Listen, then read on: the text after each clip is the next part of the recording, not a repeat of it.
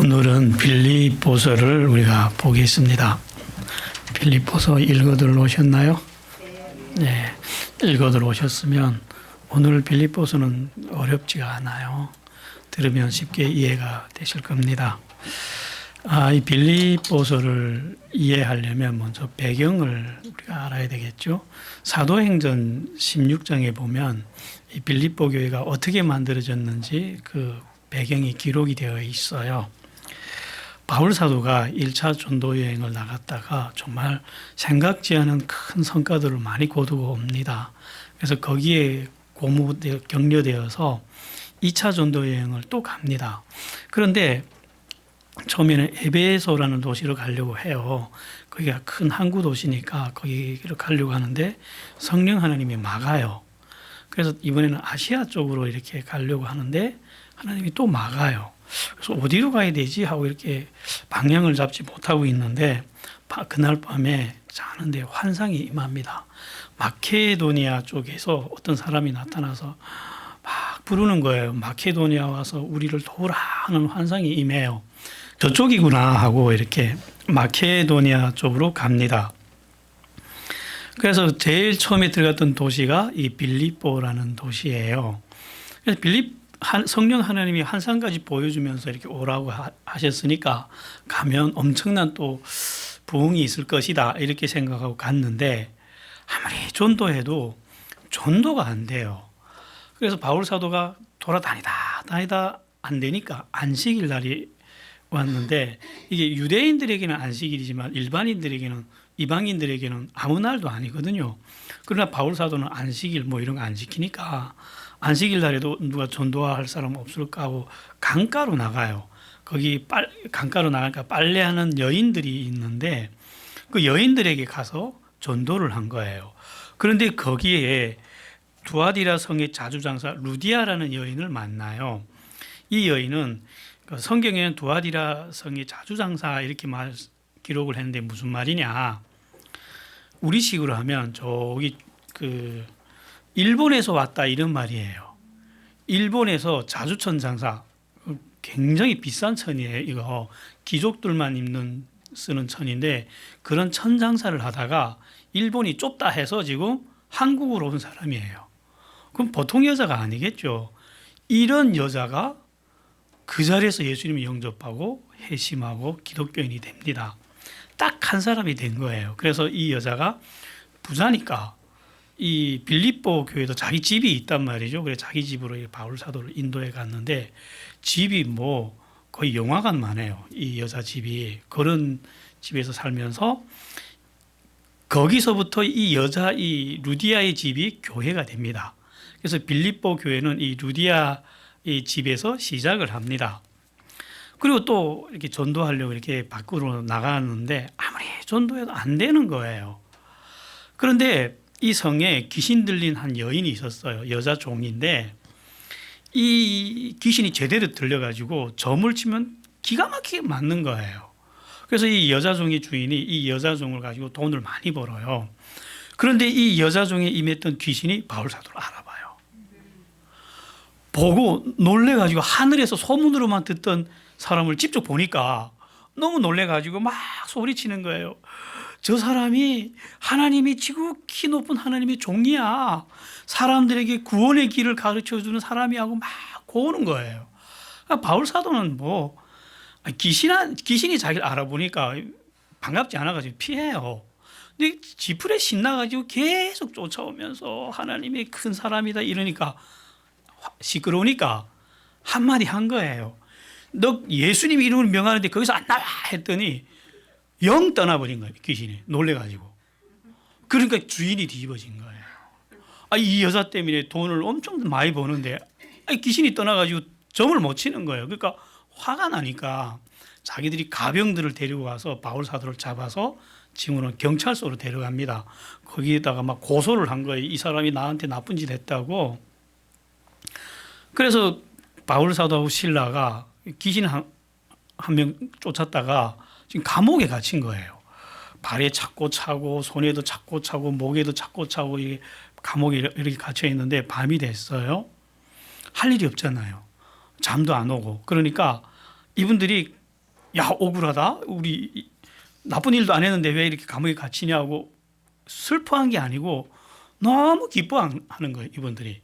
그래서 거기서 막 기분은 좋지, 할 일은 없지 하니까 찬송을 부른 거예요, 감옥 안에서. 그랬더니 이 찬송을 부르니까 갑자기 이 감옥이 지진이 난 것처럼 막 흔들리면서 감옥 문이 다 열리고 이 창고들이 다 풀려버린 거예요. 너무 놀래가지고 바울 사도도 놀래가지고 다들 멍청해가지고 서 있는 거예요, 이렇게. 근데 옆에 있던 죄인들도 문이 열렸는데 도망갈 생각을 못해요. 너무 예상 밖의 일이 펼쳐지니까 누가 놀랐느냐? 간수가 놀란 거예요. 간수가 지진이 일어나서 나와봤더니 문이 다 열린 거예요. 그러니까 간수가 어떻게 생각하냐면, 야, 안에 있는 죄인들이 다 이 옥문을 깨고 도망을 갔구나, 이렇게 생각을 합니다. 그러면 당시 로마법에 간수가 죄인 한 명을 놓치면 그 죄인의 죄를 간수가 뒤집어 써야 돼요. 근데 이 안에 도둑놈의, 살인자의, 강도의 엄청난 죄인들이 많을 거예요. 이거 다 혼자 뒤집어 쓰면 살 길이 없잖아요, 이 사람이. 그러니까 칼을 들어서 할복하려고 해요. 자기도 죽어야 가족들을 살리잖아요. 그래야 강도가 와서 이 사람 죽이고 이렇게 했구나, 이렇게 돼야 이게 가족이 사니까 자기 칼을 들어서 죽이려고 하니까 바울 사도가 안에서 보고, 야, 죽지 마라, 우리 한 명도 안 도망갔다고 뛰쳐나온 거예요. 그래서 간수가 이렇게 불 켜서 보니까 한 명도 안 도망간 거예요. 그때 간수가 깨달아요. 야, 이 사람들은 진짜 하나님이 보낸 사람들이 맞구나 하고 그 자리에서 엎드려서 물어봐요. 선생님들, 내가 어떻게 해야 됩니까? 어떻게 해야 구원을 얻을 수 있습니까? 할 때 바울 사도가 그때 그 유명한 말씀을 하는 거죠. 주 예수를 믿어라. 그럼 너와 너희 집이 구원을 얻을 것이다. 우리가 다 잘 아는 말씀이죠. 그래서 그 일로 인해서 그 간수가 전도된 거예요. 그래서 다음날 아침 재판을 했더니 나쁜 짓 한 거 없거든요. 그냥 귀신 하나 쫓아버린 건데 별일 아니잖아요. 그래서 놓여 나옵니다. 그래서 이 바울 사도가 이 간수를 데리고 루디아의 집으로 가는 거예요. 가봤더니 이 간수가 기독교인이 돼서 이 빌립보 교회를 찾아갔더니 이미 거기는 루디아라는 여자 장로가 딱 앉아 있는 거예요. 그래서 이 빌립보 교회는 좀 시작부터 여자가 주도권을 잡는 교회가 돼요. 그래서 두 여자 장로가 이 교회를 이끌어가는 교회예요. 그런데 이 교회가 세월이 흐르면서 파벌이 생긴 거예요. 그래서 그 빌립보서 안에 보면 유오디아파하고 순두계파라는 이 두 파벌이 생겨서 막 싸우는데, 여기서 이 유오디아가 루디아예요. 왜 갑자기 루디아가 유오디아로 바뀌냐?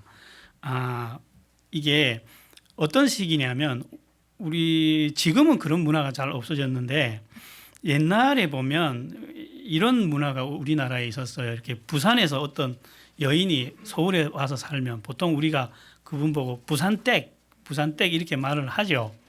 마찬가지로 이 여인도 루아디아 성에서 오니까 이 여자 보고 루디아라고 부르는 게 마치 우리식으로 하면 부산댁 이렇게 말하는 것 같은 거예요. 그래서 이 여자의 루디아는 별명이고 이 루디아의 진짜 이름이 유오디아예요. 그럼 봐요. 유오디아는 돈 많고 능력 좋고 교회 건물이 자기 거예요. 그럼 순두계는 또 누구냐? 봐요. 그럼 누구에게 또 전도를 했을 것 같습니까? 여러분들이 또 자기가 비슷한 여자한테 전도를 해서 이 여자도 또 대단한 여자인 거예요. 그러다 보니까 아마 또 라이벌 경쟁하는 사람에게 예수 너 좀 착해져라 하고 이렇게 전도를 해서 이렇게 들어오다 보니까 이 두 여자 장로가 파벌이 생겨버린 거예요. 그래서 싸우는데 도무지 화해가 안 돼요. 이 교회 목사님이 누구냐? 에바브로디도라는 분이에요. 이 두 여자 장로 파벌 싸움의 가운데서 이 목사님이 너무 갈겨운 거예요. 완전히. 이 남자들이 싸우는 것보다 여자들이 싸우면 더 힘들대요. 아무튼 그래서 힘드니까 이분이 지쳐가지고 꾀를 낸 거예요. 어떻게 하면 이 두 파벌을 화해를 시킬 수 있을까 해가지고 일을 하나 꾸며요. 무슨 일을 꾸미냐면 이 두 파벌이 둘 다 바울 사도라면 껌뻑 죽을 정도로 존경하고 좋아하거든요. 근데 지금 바울 사도가 감옥에 갇혀 있잖아요. 그러니까 야, 우리 바울 사도가 감옥에 갇혀 있으니까 위문 헌금도 좀 보내고 좀 위문도 가고 그래야 되지 않겠냐. 그러니까 헌금 좀 거두자 하니까 다들 그거 좋네 하고 이 일을 같이 한 마음으로 하다 보면 서로 마음이 풀리지 않을까 하고 이 일을 벌인 거예요. 그래서 이 일을 했는데 이 일을 또 경쟁을 한 거예요. 야, 저쪽 파에서 100만 원 했다더라. 그럼 우리 120만 해야지. 또 저쪽에서 그럼 우리 150 해야지. 이렇게 또 이것도 서로 경쟁을 하고 서로 물고 뜯고 막 이래 버린 거예요. 그래서 아무튼 그렇게 해서 돈은 많이 생겼어요. 그래 그 돈 가지고 오는데 이분이 그 배 타고 걸어서 거의 거리를 보면 이 서울에서 거의 심양까지 가는 만한 거리예요. 그거 이렇게 배 타고 걸어서 이렇게 먼 길을 오다 보니까 너무 지쳐가지고 이 에바브로디도 목사님이 쓰러져 버린 거예요. 위문 왔다는 사람이 바울 사도 집에 와서 쓰러져 가지고 바울 사도가 이렇게 병 관리를 해주는데 낫지를 않네요. 옛날에 바울 사도는 이렇게 손수건이 얹어도 병이 낫던 사람이에요. 근데 아무리 기도해도 안 낫는 거예요. 왜 그랬을까요? 여러분들이 바울 사도 하면 만병을 고치시는 분이잖아요. 근데 아무리 기도해도 이불을 덮어줘도 안 낫는 거예요. 그러다 보니까 오랫동안 이분을 이렇게 병수발을 하다 보니까 이 빌립보 교회 문제를 뼛속 깊이 다 들은 거예요. 그리고 쓴 편지예요. 이 유오디아 파하고 순두계 파에게 쓴 편지입니다. 그걸 우리가 왜 봐야 되냐? 그렇죠? 이 안에 비밀이 있어요. 어떤 비밀이 있느냐? 편지를 썼는데 이 편지가 좀 웃겨요.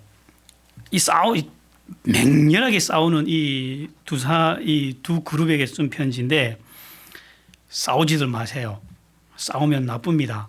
이렇게 쓴 게 아니고 정반대로 써요. 지금 목사님은 이 두 여자 패당들 때문에 갈려가지고 그냥 지쳐서 죽내 사냐고 엎어져 있는데 그 앞에서 편지를 쓰는데 나는 기쁘다. 왜 기쁘냐? 난 너희를 생각만 해도 기쁘다. 근데 너희를 위해서 기도하는데 이렇게 즐거울 수가 있냐? 이 너무한 거 아니에요? 좀 꾸중을 해야 되는데 그냥 바울 사도가 자기 그 기쁜 마음을 다 고백을 하는 거예요. 그러면서 너희가 나를 걱정하냐? 나는 지금 감옥에 갇힌 것 때문에 너무 기쁘다. 이래서 기쁘고 저래서 기쁘다. 이러면서 기쁨의 편지를 쓴 거예요. 그래서 이 빌립보서는 별명이 붙었어요. 기쁨의 서신이라고 별명이 붙었어요. 요즘 다들 안 기쁘죠? 기쁘고 싶죠?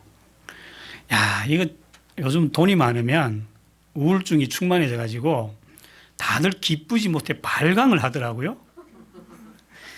그럼 이 안에 기쁨의 비밀이 있어요. 바울 사도가 지금 이 편지를 어디서 썼다고요?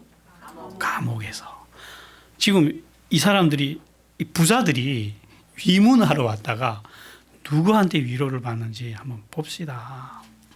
지금 큰 집에서 돈 많은 여자들은 서로 미워하고 시기하고 질투하고 머리끄댕이만 안 잡았지.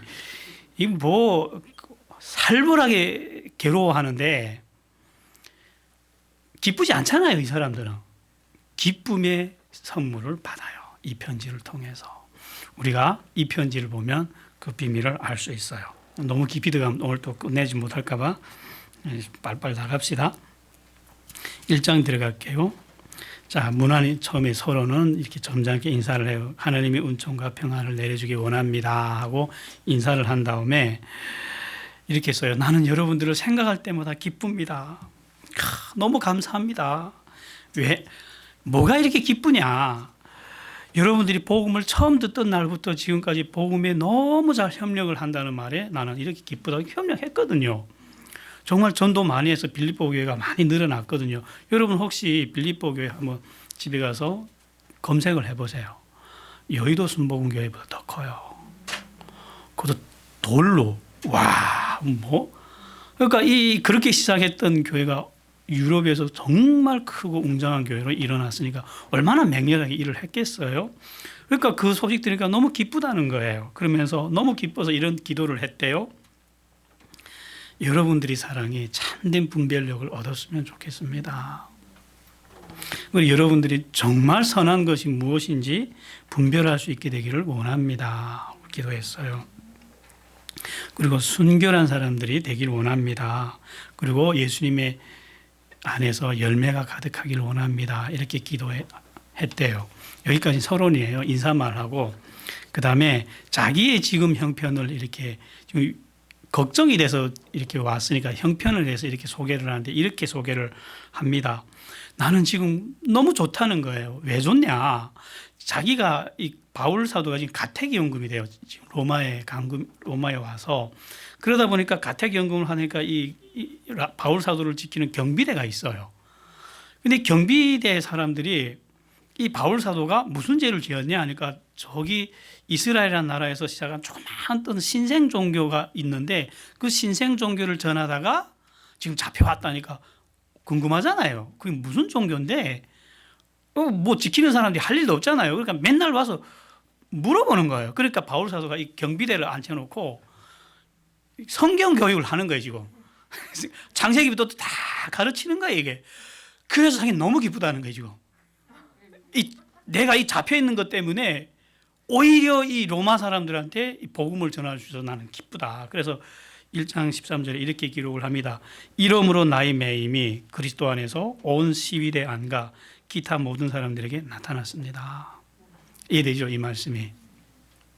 그리고 또 기쁠 일이 또 있다는 거예요. 뭐냐? 바울 사도가 지금 감옥에 갇혔다니까 그렇게 좋아하는 사람들이 있어요. 누구냐? 라이벌. 그때나 지금이나 왜 이렇게 똑같아요? 바울 사도하고 경쟁 관계에 있던 사람들이 아무리 어떻게 노력해도 바울 사도를 따라갈 수가 없었거든요. 근데 바울 사도가 감옥에 갇혔다니까 요때도 하고 열심히 전도를 했대요. 요때 바울 사도를 좀 이렇게 따라 먹겠다고. 그래서 이 사람들이 더 열과성을 내서 전도를 해서 가는 곳마다 교회들이 생겼단 말이죠. 그 말을 듣고 바울 사도가 너무 좋아하는 거예요. 왜 좋냐? 사람들이 순수한 마음으로 하든지 다른 마음으로 하든지 어쨌든 전파되는 건 그리스도가 아니냐. 그것으로 인해서 나는 너무 기쁘다. 그러면 사람이 지금 감옥에 갇혔고 지금 내일 죽을 수도 있는 사람이에요. 어떻게 될지 알 수도 없는 사람이 왜 이렇게 좋아하냐는 거예요. 궁금하죠? 지금 바울사도가 궁전에서 쓴 거 아닙니다. 우리처럼 한국에 왔다고 좋아가지고 쓴 편지 아닙니다. 왜 이렇게 기쁠 수 있는 비결이 뭐냐는 거예요. 그는 이렇게 씁니다. 나는 내가 사는 것이 그리스도를 위한 거라고. 그리고 죽는 것도 그리스도를 위한 거라고. 그러니까 사나 죽으나 나는 모든 것을 예수님을 위해서 먹든지 마시든지 살든지 죽든지 하기 때문에 죽어도 좋다. 살아도 좋다. 그러니까 나한테 나쁠 일이라고 없다는 거예요. 그러니까 감옥에 갇힌 일이 나쁜 일이에요? 감옥에 갇혀 죽는다면 그럼 예수님께 가지 뭐. 이래서 또 좋고. 그래서 얼만큼 기쁜지 자기 마음을 이렇게 표현을 합니다. 나는 솔직히 살아야 될지 죽어야 될지를 분간 못 하겠다고. 살아도 좋다 나는. 살면 살아서 좋고 죽으면 죽어서 더 좋다 나는. 죽으면 예수님께 가니까. 너무 좋아가지고 어느 곳을 선택해야 되지는 솔직히 모르겠는데 이렇게 기분이 좋았던 적 있어요 여러분들? 이게 살아야 될지 죽어야 될지도 모를 정도로 이렇게 기쁘다는 거예요 지금 바울사가 감옥 안에서. 근데 나는 사는 걸 선택했대요. 왜 사는 걸 선택했느냐? 아직은 하나님 날 데려갈 것 같지 않아 보이고 살면 여러분들과 같이 열매를 맺을 수 있기 때문에 그게 또한 기쁘기 때문에 나는 살 거다. 지금 감옥 안에서 힘내십시오. 조금만 참으십시오. 이러려고 왔는데 지금 안에 있는 사람이 누구를 위로하죠 지금? 밖에 있는 사람을 위로하는 거예요. 나는 이렇게 행복하다. 이렇게 기쁘다고. 그래서 여러분들은 복음에 합당하게 사십시오. 내가 여러분들과 같이 있든지 없든지 여러분들은 복음의 신앙을 위해서 서로 협력을 하십시오. 그러면서 이런 말씀을 합니다. 여기 중요한 말씀이에요. 나는 여러분들이 핍박을 받을 때 두려워하지 않는다는 소식을 듣고 싶습니다. 그래요. 이게 왜 중요한 말인가 하면요. 하나님이 자기 자녀들에게만 주시는 용기라는 게 있어요. 그게 뭐냐면 핍박 앞에서 두려움이 아니라 용기가 일어나는 거. 요거를 보고 뭐라고 기록하냐면 이 용기는 안 믿는 사람들에게는 멸망의 증거가 되지만 여러분들에게는 구원의 증거가 된대요. 우리가 핍박이 올 때 오히려 기뻐하고 일어날 수 있는 용기가 있다면 그것만큼 분명한 구원의 증거는 없다는 거예요. 그래서 나는 이걸 보고 싶습니다. 그러면서 이렇게 했습니다. 하나님이 여러분들에게 예수님을 알게 해주시고 예수님을 믿게 해주신 것은 은혜를 있는 것도 필요하지만 예수님과 함께 고난을 받게 하기 위해서 이런 은혜를 주셨대요. 여러분들이 실망할 수는 있는데 예수 믿으면 자꾸 복 받는다 이런 말씀을 많이 들었는데 맞는 말입니다. 그런데 예수 믿고 먼저 축복이 오는 게 아니고요. 먼저는 고난이 와요. 이 고난을 넘어가야 그 뒤에 축복이 있어요. 왜 그러냐면요. 왜 그럴 수밖에 없냐면 만약 우리가 고난을 받지 않고 그 고난 속에서 연단을 받지 않고 축복을 받으면 그 축복이 오히려 우리에게 독이 돼요. 하나님은 결국은 우리를 영원히 좋게 해주시려고 하시는 분이지 마약처럼 그 한순간 몇 달 좋게 해주시는 분이 아니에요. 영원히 자기가 사는 나라에 데려가서 온전한 사람으로 키우고 싶어 하는데 아예 복부터 주면 다들 교만하고 나태하고 이래가지고 다들 변질되니까 연단을 시키려고 해요. 그 연단 속에서 우리가 충분히 축복을 감당하다고 할 만할 때 그때부터 축복을 주신다는 거예요. 그래서 여러분들은 고난을 받으십시오. 그러는 거예요. 바울 사도가. 그럼 2장 넘어갈게요. 이제부터 본론입니다. 여러분들은 예수님의 마음을 품으십시오. 이래요. 이게 핵심이에요. 자, 기쁘고 싶죠? 요즘 그 장사도 잘 안 되고 취업도 잘 안 되고 뭐 졸업해봤자 나를 반겨주는 직장도 없고 그러니까 많이 괴롭죠? 정말 기쁠 수 있는 방법을 이제부터 소개해 드릴게요. 예수님의 마음을 품으래요. 예수님의 마음이 뭐냐? 모호하지 않아요. 분명히 이렇게 기록합니다. 그는 하나님의 본체였대요. 때문에 하나님과 당당하게 동등한 위치를 요구해도 된대요. 그런데 불구하고 예수님은 자기를 낮추는데 이렇게 낮췄대요. 인간이 되셨대요. 야, 그분이 인간이 되셨다는 건 얼마나 엄청난 얘기냐면요. 여러분들 보고 강아지가 되라 면 자신 있습니까? 그거보다 1000배 더 커요. 하늘에 하나님이 본체였던 분이 이 죄인들의 모습을 가지고 땅에 내려와서 땅에서 산다? 이건 정말 엄청난 기적입니다. 그래서 인간의 몸을 입고 오셨는데 거기서 또 내려가요. 인간들 중에서도 종의 몸으로 오신대요. 그래서 제자들이 발을 씻겨주고 제자들을 수발 들고 제자들을 위해서 기도해주고 먹을 걸 챙겨주고 종들이 하는 일을 하신 거예요. 이분이. 거기다가 또 내려가요. 어디까지 내려가냐면 한 점 죄 없는 분에게 하나님이 온 세상의 죄를 다 뒤집어 씌워요. 근데 그걸 또 순종합니다. 이분이. 다 뒤집어 쓰고 십자가까지 걸어가요. 이렇게 자기를 낮추셨대요. 이게 예수님의 마음이래요. 이러면 어떻게 여러분들이 이렇게 이 마음 품으면 어떻게 되는지 아세요? 야, 나는 망해 죽을 것 같으네.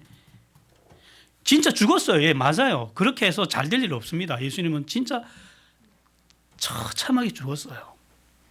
그런데 이렇게 했기 때문에, 그는 하나님의 아들일지라도 이렇게 했기 때문에 하나님이 그를 높이시기 시작했대요. 높이시는데 모든 이름 위에 뛰어난 이름을 주셨대요. 하늘에 있는 것들과 땅에 있는 모든 것들이 다 예수님 이름 앞에 무릎을 꿇게 만들었대요. 그리고 모든 입으로 예수를 주님이라고 찬양하게 만들었대요. 아들일지라도 이렇게 낮아졌기 때문에 하나님이 높게 만들어 주셨다는 거예요. 자, 유오디아파하고 순두개파가 왜 싸우죠? 그렇죠. 싸움의 핵심 본질은 서로 높아지려는 마음 때문이잖아요. 여러분들이 이걸 경험하게 될 거예요. 예수 믿는 순간부터 우리에게 미치는 하늘의 힘은 전혀 다르게 역사를 합니다. 제가 경험을 해봤어요.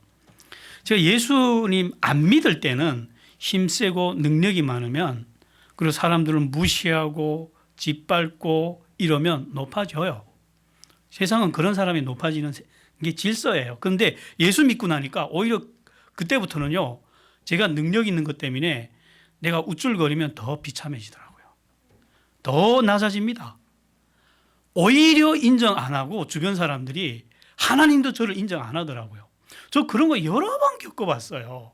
그래서 제가 처음에 이 질서를 모르고, 왜 내가 이렇게 열심히 했는데, 이렇게 내가 너희들이 못하는 일을 했는데 왜 나를 인정 안 해줘 하고 화가 나가지고 맨날 싸웠어요. 담임 목사님하고. 그래도 쫓겨나더라고요, 결국은. 왜? 내가 높아지려고 하니까 하나님은 저를 계속해서 낮추는 거예요. 그러나 우리가 예수님의 이 마음을 보고 제가 낮아지기로 했어요. 제가 진짜 낮아졌어요. 어느 정도 낮아졌냐면요, 제가 하도 교만해가지고 하나님 저를 안 쓰시더라고요. 그래가지고 노가다를 하는데, 소파 공장 가서 일을 하는데 필리핀에서 온 그 20살짜리 애들 밑에서 데모도 했어요. 야, 얼마나 비참해지는지. 근데 거기서 제가 내가 여기서 탈출할 수 있는 길은 하나님밖에 없어 하고 낮아지기로 마음먹었어요. 걔들이 하는 일 다 했어요. 그냥 나는 한국 사람인데 절대 안 이러고, 예. 그건 나보다 한참 나이 어린 애들한테 모순처럼 저 순종했어요. 왜? 하나님 보라고. 내가 여기서 빠져나갈 길은 이것밖에 없다는 걸 알고, 그때 제가 깨달은 거죠. 그랬더니 진짜 하나님이 그때부터 저를 드시는데요. 지금 여기까지 들었어요. 제가 얼마나 하나님이 저를 높이 드셨는지는 여러분이 잘 아실 거예요. 예수님일지라도 낮아졌기 때문에 높이셨대요. 우리는 다를까요? 이게 하나님이 우리에게 다르게 역사하는 하늘의 질서입니다. 여러분들도 그렇게 하십시오. 정말 높아지고 싶으세요? 인정받고 싶으세요? 그러면 나 많이 가졌어, 나 공부 많이 했어, 이런 거 내세우지 말고 섬기세요. 누구 안 볼 때 남이 하기 싫은 거 눈에 보이는 사람이 하세요. 하나님이 다 보십니다. 그럴 때 실제로 우리 교회 그런 분들이 여럿 있었어요. 그럼 그냥 누가 보나 안 보나 교회에서 섬기고, 지금 얼마나 높이 드는지. 그래서 하나님은 여러분 안에 계십니다. 여러분들이 이 마음을 붙잡기만 하면 하나님은 순종할 수 있는 능력을 주신대요. 우리가 붙잡지 않아서 그러지 못했을 뿐이에요. 그래서 여러분들은 다툼이나 허영으로 하지 마십시오. 지금 누구 보고 하는 말이죠? 유오디아하고 순두개 보고 하는 말이에요. 다툼이나 허영으로 했잖아요. 다툼이나 허영으로 일을 하지 마십시오. 오직 겸손한 마음으로 서로 남을 자기보다 낮게 여기십시오. 해보십시오. 미워하고 경쟁하면요, 열심히 해보십시오. 낮아질 일밖에 없어요. 근데 우리가 진짜 마음 먹고 낮아지면 진짜 높아집니다. 권면이나 사랑의 위로나 성령의 교제나 자비를 베풀려거든 마음을 같이 하고 뜻을 합하여 한 마음을 품으십시오. 내가 여러분들과 함께 있을 때도 순종하였지만 내가 없을 때도 더욱 순종하여 두렵고 떨리는 마음으로 여러분들이 구원을 이루십시오. 무슨 일을 하든지 원망이나 다투지 마십시오. 이렇게 해서 흠이 없고 순전한 사람이 되어서 세상의 빛으로 사십시오. 기록합니다. 바울 사도는 어떻게 행동했느냐? 여러분들이 나를 제단의 제물로 나의 피를 드리려고 한다면 나는 기쁜 마음으로 드리겠습니다. 나도 그렇게 하겠다는 거예요. 바울 사도도. 그러면서 여러분도 기뻐하고 나와 함께 기뻐하십시오. 이게 우리가 이렇게 되면 나는 비참해지고 억울해지고 그래 억울이 하늘까지 충만해서 분통이 더 죽을 것 같죠? 아니요. 이렇게 사는 사람의 마음속에 뭐가 가득히 찬다고요? 기쁨. 인생이 심드렁 해가지고 괴로워하시는 분들 한번 오늘 결심 딱 해가지고 해봐야지. 꼴 보기 싫은 남편 내가 제대로 한번 섬겨봐야지. 남편이 날 이쁘게 하든지 안 이쁘게 하든지 난 섬길 거야 하고 낮아져서 섬겨보십시오. 남편도 아내에게 한번 섬겨보세요. 하나님이 그 가정에 얼마나 아름다운 빛으로 임하시는지. 디모데를 보내겠습니다. 그가 가면 여러분들의 형편을 저에게 알려줄 겁니다. 에바브로디도를 여러분들에게 돌려보내겠습니다. 이렇게 기록하면, 그러니까 이 목사님이 영 떠난 거예요. 편지 보니까. 그러니까 되돌려 보내겠습니다. 그래요. 이분이 와서 하마터면 죽을 뻔했다고. 여러분들이 얼마나 험하게 했는지 죽을 뻔했는데 그래도 이제 다 회복이 됐으니까 이렇게 돌려보내는데 그에게 감사하십시오. 너무 고생시키니까 그러지 마십시오. 이 말씀이죠. 3장 넘어갈게요. 여러분들에게 당부합니다. 왜? 바울 사도 뒤에는 꼭 그 거짓 교사들이 따라다니잖아요. 그래서 이렇게 당부를 합니다. 할례를 받아야 구원을 얻는다고 말하는 사람들을 조심하십시오. 몸의 한 부분을 잘라냈다고 하나님의 자녀가 되는 것이 아닙니다. 예수님을 믿고 육체의 한 부분이 아니라 육체의 능력을 신뢰하지 않는 우리가 진정한 할례를 받은 사람입니다. 하면서 이 문제는 우리가 여러 번 계속 반복했죠. 그러니까 좀 가볍게 넘어갈게요. 그래서 바울 사도가 나 히브리인 중에 히브리이고 율법으로는 내가 교회까지 핍박했던 사람이지만 예수를 만나고 난 다음부터 그 모든 걸 배설물처럼 버렸다고. 왜? 내가 얻은 이 구원은 이 육신의 능력으로 얻은 게 전혀 아니기 때문에 나는 그러면서 이제는 이렇게 산대요. 바울 사도는. 잘 들어보십시오. 내가 이제 바라는 것은 육신의 의로움에서 떠나서 주님의 부활의 능력을 알고 그걸 붙잡으려고 달려가는데 그 부활을 얻으려고 나는 그와 함께 고난을 나누었고 그와 함께 매일매일 죽는다고. 낮아지는 건 매일매일 죽는 거잖아요. 죽지 않고 낮아지지 못합니다. 우리의 본성은 자꾸 높아지려는 거잖아요. 그걸 죽여서 낮아지고. 이렇게 하는 이유가 뭐냐? 언젠가 그분이 다시 올 때 내가 뭘 얻으려고요? 부활. 그걸 얻으려고. 나는 이것을 바라보고 뒤에 있는 건 다 잊어버리고 앞에 있는 이것을 바라보고 목표를 향해 달려갈 뿐입니다. 여러분들도 그렇게 하십시오. 나를 본받으십시오. 그리고 다시 내가 눈물로 호소하는데 그리스도인이라고 하면서 실제로는 그리스도의 십자가를 대적하는 사람들이 있습니다. 그런 사람들이 많습니다. 그들의 끝은 멸망입니다. 자, 기독교인이라 하면서 뭘 대적한다고요? 십자가를 대적하는 사람들이 있는데 그들의 끝은 뭐라고요? 멸망이라고. 여러분들, 구원의 길이, 구원을 받는 거는 은혜로 쉽게 받습니다. 그러나 그 구원의 여정 자체는 그렇게 그냥 넓고 편안한 길이 아니라고요. 바울 사도처럼 매일매일 자기를 죽이고 고난의 길을 가는 것과 같은 길인데 이 길로 가십시오. 그래요. 우리는 하늘의 시민들입니다. 우리의 주인 되시는 분이 하늘에 있고 그분이 하늘에서부터 우리에게 오실 겁니다. 우리는 하늘을 바라보십시오. 4장 넘어갈게요. 유오디아와 순두개를 권하노니 주 안에서 같은 마음을 품으십시오. 무슨 말씀인지 알겠죠? 서로 그렇게 싸우지 말고 한 마음을 품으십시오. 그리고 다른 동역자들을 도우십시오. 돈이 많잖아요, 이 사람들. 그러니까 나와 같이 동역하는 이런 사람들이 있는데 그런 분들을 도우십시오. 그리고 주님과 함께 기뻐하십시오.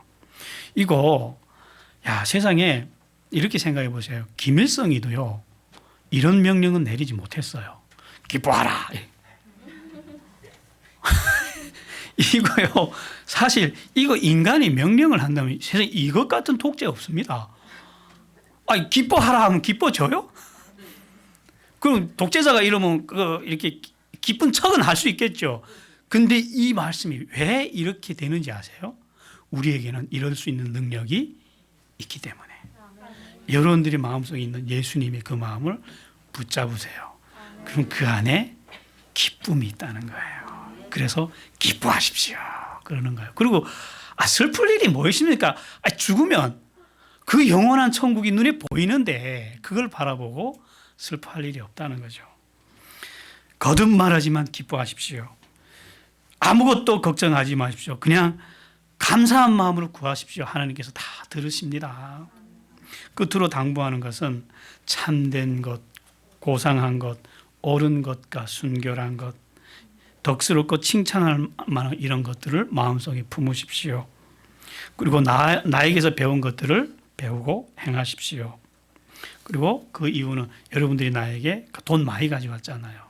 돈 많이 줘서 고맙습니다 하고 다음날 인사를 해요. 인사를 하는데 그 속에 또 깊은 한 가지 이런 놀라운 말씀합니다. 나는 여러분들이 돈을 보내서 이거 잘 쓰겠습니다. 참 기쁩니다. 감사합니다. 하지만 내가 이 돈 때문에 막 이렇게 굶던 사람이 막 뭐 밥 먹게 이럴 일은 없다는 거예요. 왜? 나는 부요에 처할 줄도 알고 가난에 처하는 일체의 비결을 배웠습니다. 그래요. 그래서 이 예물은 하나님이 받으셨습니다. 그래서 하나님이 여러분들과 함께해서 여러분들이 쓸 것을 채우실 것입니다. 자, 바울 사도는 이 돈이 없어도 죽지 않아요. 그러나 이 돈 때문에 누가 잘 됐다고요? 여러분들이 잘 됐습니다. 하나님이 기쁜 예물로 받으셨습니다 하고 위로를 합니다. 그래서 이렇게 이 편지를 이렇게 마무리를 했어요. 정리를 하면 이래요. 바울 사도가 빌립보서를 통해서 우리에게 전해준 비밀이 뭐냐면 우리 기독교인들에게는 새로운 힘이 우리 안에 있대요. 무슨 힘이요? 기쁠 수 있는 힘. 우리가 그것을 붙잡지 않았을 뿐이에요. 삶이 괴로우면요, 밖에 나가서 약 먹고 상담사 찾아다니고 이래 봤잖아요. 되던가요? 아니요. 우리에게는 다른 힘이 있어요. 안에서 예수님의 마음을 품고 진짜 예수님처럼 낮아져 보세요. 그리고 억울하고 분통이 터져서 죽는지 아니면 기쁨으로 확 충만해가지고 내일 당장 죽어도 좋을 거야. 저는 이 마음을 조금은 맛을 봤어요. 옛날에 제가 이걸 맛보고 진짜 우리 기독교의 찬송가에 이런 찬송가가 있어요. 샘물 같은 기쁨이 차오른다는. 진짜 그렇더라고요. 차디찬 그 생수 같은 게 밑에서 이렇게 차오르는데 제가 너무 기뻐가지고 메모를 막 이렇게 해서 집사람한테 보여줬어요. 이렇게 했어요. 오늘 당장 죽는다고 해서 한 점 여한이 없겠다고. 그렇게 기쁘다고 나지고 내가 자동차를 뺏기고 쓴 말이에요. 제가 내 인생의 첫 자가용 차가 생겼는데 석 달 탔는데 그 차를 몰고 목사님한테 갔더니 같이 밥 먹는데 하나님이 목사님한테 드려라 그러더라고요. 벌벌 떨면서 줬어요, 차키를. 집에 와서 한 주일 이가 덜덜 떨리면서 아까워가지고 눈물 흘리면서 이 세상에 차가 많고 많은데 하필이면 내 차냐고 그거를 꼭 뺏어가야 되냐고 이러면서 차만 했더니 한 주일에 나한테 주신 기쁨. 내 지금 당장 죽는다 해도 한 점 여한이 없는 이게 하늘의 기쁨이구나. 자동차 내놓으란 말 아니고요. 섬기라고요. 특히 이럴 때 섬기십시오. 하나님이 딱 여러분들이 쓰고자 하는 곡을 찾아와서 누가 어느 선교사한테 주세요. 이럴 때가 있어요. 납작 엎드리세요. 그게 축복의 기회입니다. 하나님이 이 세상에 널리고 널린 차인데 딱 내 차를 쓰겠다면 얼마나 큰 특혜입니까 그거. 널리고 널린 게 돈인데 딱 여러분들이 돈 쓰겠다, 여러분들이 몸을 쓰겠다, 여러분이 시간 쓰겠다면 그보다 더 큰 특혜는 없습니다. 해보라니까요. 아멘 했어요? 네. 이렇게 빌립보 그 벤츠 타고 다니는 교인들이 감옥에 있는 바울산한테 찾아갔다가 누가 위로를 받았죠? 그분들이 강남 부자들이 지금 감옥에 있는 사람들한테, 사도한테서 큰 기쁨의 선물을 받았습니다. 기도할게요. 하나님,